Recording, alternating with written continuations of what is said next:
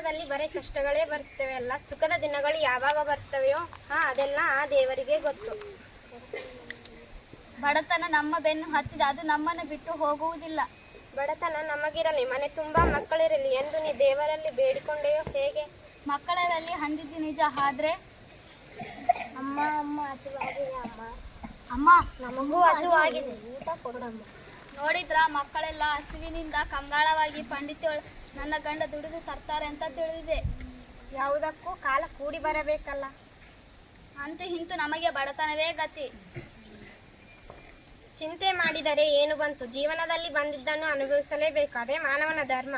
ನೀವು ನೀತಿ ಹೇಳುವುದರಲ್ಲಿ ಬಹಳ ಮುಂದು. ನೀತಿ ನಿಯಮ ವಿಧೇಯತೆ ಪಾಂಡಿತ್ಯ ಇದ್ದುದರಿಂದಲೇ ಗುರುಕುಲದಲ್ಲಿ ಶ್ರೀಕೃಷ್ಣ ನನ್ನ ಸ್ನೇಹಿತನಾದನು. ಮಾತಿಗೂ ಶ್ರೀಕೃಷ್ಣ ನನ್ನ ಸ್ನೇಹಿತನಾಗಿದ್ದರು ಅಂತೀರಿ? ನಿಜಕ್ಕೂ ಆತ ನನ್ನ ಪರಮ ಮಿತ್ರನಾಗಿದ್ದ. ಗುರುಕುಲದಲ್ಲಿ ಒಟ್ಟಿಗೆ ವಿದ್ಯಾಭ್ಯಾಸ ಮಾಡಿದೆವು. ಸತ್ಯ ಹೇಳಿದ್ರ ಶ್ರೀಮಂತರಲ್ಲಿ ನೀರಲ್ಲಿ ಹೇಗೆ ಸುಮ್ಮನೆ ಬಡಿದು ಬಿಡುತ್ತೀರಿ? ಯಾಕೆ ಸುಳ್ಳು ಹೇಳಲಿ, ನಾನು ಕೃಷ್ಣ ಸದಾ ನನ್ನ ಜೊತೆಯಲ್ಲಿಯೇ ಇರುತ್ತಿದ್ದ. ಗುರುಕುಲದಲ್ಲಿ ಒಟ್ಟಿಗೆ ಕಲಿಯುತ್ತಿದ್ದೆವು. ನನ್ನನ್ನು ಕಂಡರೆ ಅವನಿಗೆ ಅಪಾರ ಪ್ರೀತಿ ಸ್ನೇಹ ಗೌರವ. ಅಂತಹ ಶ್ರೀಮಂತರಲ್ಲಿ ಸ್ನೇಹಿತರಿದ್ದರು, ನೀವು ಹೇಗೆ ಅವರ ಹತ್ತಿರ ಸಹಾಯ ಕೇಳಲಿಲ್ಲ? ಬಡವನಾದವ ದೊಡ್ಡವರ ಮನೆಗೆ ಸಹಾಯ ಕೇಳಲು ಹೋಗಬಾರದು. ಆತ್ಮೀಯ ಗೆಳೆಯ ಅನ್ನುತ್ತೀರ, ಅಂದ ಮೇಲೆ ಅವರ ಸಹಾಯ ಮಾಡೇ ಮಾಡುತ್ತಾರೆ. ಹೇಗೆ ಕೇಳುವುದು? ಇಲ್ಲ ಅನ್ನಲಾರ, ಆದರೂ ಕೇಳುವುದಕ್ಕೆ ಸಂಕೋಚ ಬೇಡರಿ. ಹಸಿದಿರುವ ಮಕ್ಕಳಿಗೋಸ್ಕರವಾದರೂ ಹೋಗಿ ಕೇಳಿ. ಆಗಲಿ, ಹೋಗುತ್ತೇನೆ. ಆದರೆ ಗೆಳೆಯನನ್ನು ನೋಡಲು ಬಲಗೈಯಲ್ಲೇ ಹೋಗಲ? ನಿನ್ನೆ ತಂದ ಅವಲಕ್ಕಿಯಲ್ಲಿ ಸ್ವಲ್ಪ ಉಳಿದಿದೆ, ಅದನ್ನು ಮಕ್ಕಳ ಉಪಹಾರಕ್ಕೆ ಏನನ್ನು ಸಾಲದ್ದು, ಅದನ್ನೇ ಕಟ್ಟಿಕೊಡಲು. ಅಮ್ಮ ಹಸಿವು, ಅದನ್ನಾದರೂ ಕೊಡೋಣ. ಸರಿ, ಹಾಗೆ ಮಾಡು. ನೋಡಿದ್ರ ಮಕ್ಕಳೆಲ್ಲ ಹಸಿರು ಕಡಕ ಕಂದ ದೇವರ ದಯವಿದ್ದರೆ ಆ ಅವಲಕ್ಕಿಯೇ ಬಂಗಾರವಾಗಿದ್ದು, ಅದನ್ನೇ ಕಟ್ಟಿಕೊಡಲು.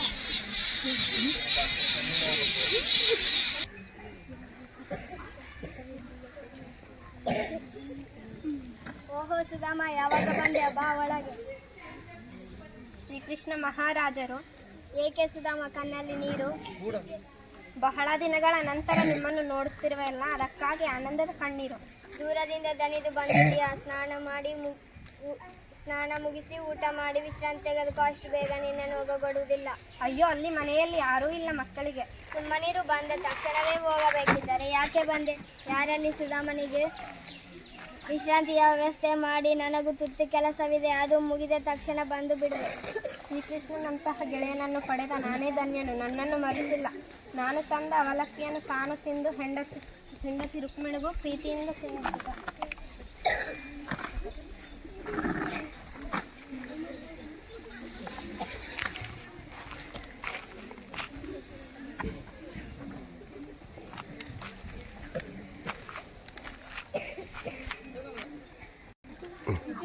ಏನು ಯೋಚಿಸುತ್ತಿವೆ ಸುಧಾಮ? ಏನಿಲ್ಲ ಕೃಷ್ಣ, ಏನಿಲ್ಲ, ಸುಮ್ಮನೆ. ನೀ ಬಂದ ನನ್ನ ಮನಸ್ಸಿಗೆ ತುಂಬಾ ಸಂತೋಷ ಉಂಟು ಮಾಡಿದೆ. ನನಗೆ ಗುರುಕುಲದ ಜೀವನ ನೆನಪಾಗುತ್ತಿದೆ. ಒಟ್ಟಿಗೆ ಊಟ ಮಾಡುತ್ತಿದ್ದೆವು, ಕೂಡಿ ಕಲಿಯುತ್ತಿದ್ದೆವು, ಕಟ್ಟಿಗೆ ತರಲು ಹೋಗುತ್ತಿದ್ದೆವು. ಗುರುಮಾತೆ ಕೊಟ್ಟ ಉರಿದ ಕಡಲೆ ತಿಂದಿದ್ದು ನಿನ್ನ ಪಾಲಿನ ನಾ ಕಸಿದುಕೊಂಡಿದ್ದು. ಹಸುವಿನ ಬಡತನ. ಪ್ರಜೆಗಳ ಹಸಿವು ಹಿಂಗಿಸಲು, ಅವರ ಕಷ್ಟ ಕಣ್ಪಣ್ಯ ನಿಲ್ಲಿಸಲು ರಾಜನಾದವನು ಶ್ರಮಿಸಬೇಕು. ಆಗ ಮಾತ್ರ ಅವನು ನಿಜವಾದ ರಾಜನಾಗುವ. ನಿನ್ನನ್ನು ಪೀಡಿಸುವುದು ತಪ್ಪೆಂದು ಕ್ರಮೇಣ ನನ್ನ ಅರಿವಿಗೆ ಬಂತು ನೋಡು.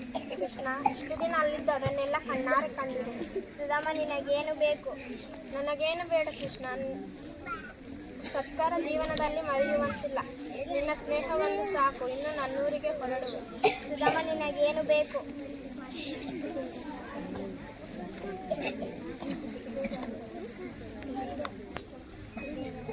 ಮನೆ ಬಿಟ್ಟು ಇದ್ದವನೇ ಅಲ್ಲ.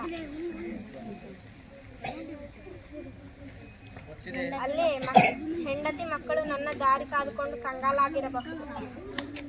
ಇಷ್ಟು ಬೇಗ? ಇಲ್ಲಿಗೆ ಬಂದ ವಿಷಯ ಅವರಿಗೆ ಗೊತ್ತಿದೆಯಲ್ಲ? ಗೊತ್ತಿದೆ, ಆದರೆ ಮಕ್ಕಳದೇ ಚಿಂತೆ. ಹೊರಡಲು ಅಪ್ಪಣೆ ಕೊಡು ಕೃಷ್ಣ. ನಿನ್ನ ಇಷ್ಟದಂತೆಯೇ ಆಗಲಿ, ಹೋಗಿ ಬಾ, ಶುಭವಾಗಲಿ. ಅಂದ ಗೆಳೆಯ, ನಿನ್ನ ಮನೆಗೆ ನನ್ನನ್ನು ಕರೆಯೇ ಇಲ್ಲ. ಪರವಾಗಿಲ್ಲ, ನೀನು ಕರೆಯದಿದ್ದರೂ ನಾನೇ ಬರುವೆ. ಅಯ್ಯೋ, ನನ್ನ ಮನೆಗೆ ಬೇಡ ಕೃಷ್ಣ. ಹೀಗೆ ಚಿಂತೆ ಬಿಟ್ಟು ಒಳ್ಳೆಯದಾಗಲಿ. ನೀವು ಯಾರ ಮನೆಯಲ್ಲಿದ್ದೀರಿ? ಇದು ನಮ್ಮ ಮನೆ ಕಣ್ರಿ. ನಮ್ಮ ಗುಡಿಸಲು ಎಲ್ಲಿದೆ? ಆ ಗುಡಿಸಲಿನ ಜಾಗದಲ್ಲಿಯೇ ಅರಮನಂತಹ ಮನೆ ನಿರ್ಮಾಣವಾಗಿದೆ. ಅರೆ, ನಾನು ಹೋಗಿ ಬರುವುದರೊಳಗೆ ಇದು ಹೇಗೆ ಸಾಧ್ಯವಾಯಿತು? ನಿಮ್ಮ ಮಿತ್ರನ ಕೃಪೆಯಿಂದನೇ. ನನ್ನ ಮಿತ್ರ ಶ್ರೀಕೃಷ್ಣನಿಂದ? ಹೌದು, ಆ ಮಹಾರಾಯರ ಶ್ರೀಕೃಷ್ಣನಿಂದಲೇ. ಅರೆ, ನಾನು ಅವನಲ್ಲಿ ಸಹಾಯ ಮಾಡೆಂದು ಕೇಳಲೇ ಇಲ್ಲ. ನಿಜವಾಗಿಯೂ ಸತ್ಯವಾಗಿಯೂ ನೀವು ದ್ವಾರಕ ನಗರದ ತಲುಪಿದ ದಿನವೇ ಅಲ್ಲಿಂದ ಸೇವಕರ ದಂಡು ಬಂತು. ಬೇಕಾದ ಎಲ್ಲ ವಸ್ತುಗಳು ತಂದರು. ಚಕ ಅಂತ ಮನೆ ನಿರ್ಮಿಸಿದರು. ನಮಗೆಲ್ಲ ಹೊಸ ಉಡುಪು ಆಭರಣಗಳು ಸಹ ಕೊಟ್ಟರು. ಪರಮಾಶ್ಚರ್ಯ. ನನ್ನ ಮನದ ಇಂಗಿತವನ್ನು ತಿಳಿದುಕೊಂಡು ಎಲ್ಲಾ ರೀತಿಯ ಸಹಾಯ ಮಾಡಿದ್ದಾರೆ ಶ್ರೀಕೃಷ್ಣ. ಹೌದು, ನೀವು ತೆಗೆದುಕೊಂಡು ಹೋದ ಅವಲಕ್ಕಿಯನ್ನು ಅವರಿಗೆ ನೀಡಿದ್ದೀರಾ? ಕೊಟ್ಟೆ. ಬಹಳ ಆನಂದದಿಂದ ತಾನು ತಿಂದು ಹೆಂಡತಿ ರುಕ್ಮಿಣಿಗೂ ಪ್ರೀತಿಯಿಂದ ತಿನ್ನಿಸಿದ. ಹಬ್ಬ ಬಡವರ ಮನೆ ಅವಲಕ್ಕಿಯನ್ನು ಸಂತೋಷವಾಗಿ ತಿಂದರಲ್ಲ, ಅದು ಅವರ ನಿಜವಾದ ಸ್ನೇಹ ಹಾಗೂ ದೊಡ್ಡ ಗುಣ. ಮತ್ತೆ ನೀವು ಹೇಗೆ ಅವರ ಸಹಾಯ ಕೇಳಲಿಲ್ಲ? ಆಗ ಸತ್ಕಾರ ಮಾಡಿದ್ದು ನೋಡಿ ನನ್ನ ಮನಸ್ಸು ನಾಚಿ ಕುಗ್ಗಿ ಹೋಯಿತು. ಮತ್ತೆ ಏನನ್ನು ಕೇಳಲು ಮನಸ್ಸಾಗಲಿಲ್ಲ. ನೀವು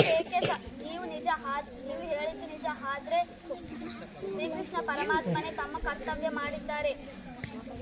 ಮಕ್ಕಳೆಲ್ಲ ಎಲ್ಲಿದ್ದಾರೆ? ಅಪ್ಪ, ನನ್ನ ಹೊಸ ಬಟ್ಟೆ ನೋಡಿ ಎಷ್ಟು ಚೆನ್ನಾಗಿವೆ. ಸರ, ಒಳೆ, ಬಳೆ ಎಲ್ಲ. ಅಪ್ಪ, ನಿಮಗೂ ರೇಷ್ಮೆ ಬಟ್ಟೆ ಕೊಟ್ಟಿದ್ದಾರೆ ನೋಡಿ ಅಪ್ಪ. ನನಗೇನು ಬೇಡ, ನೀವೆಲ್ಲ ಧರಿಸಿಕೊಳ್ಳಿ. ಕೃಷ್ಣದೇವನ ಸ್ನೇಹವೇ ನನಗೆ ರೇಷ್ಮೆ ಬಟ್ಟೆ. ಅವನ ಮಾತೆ ನನಗೆ ಆಭರಣ. ಅವನಂತಹ ಗೆಳೆಯನನ್ನು ಪಡೆದ ನಾನೇ ಧನ್ಯ. ಧನ್ಯವಾದ.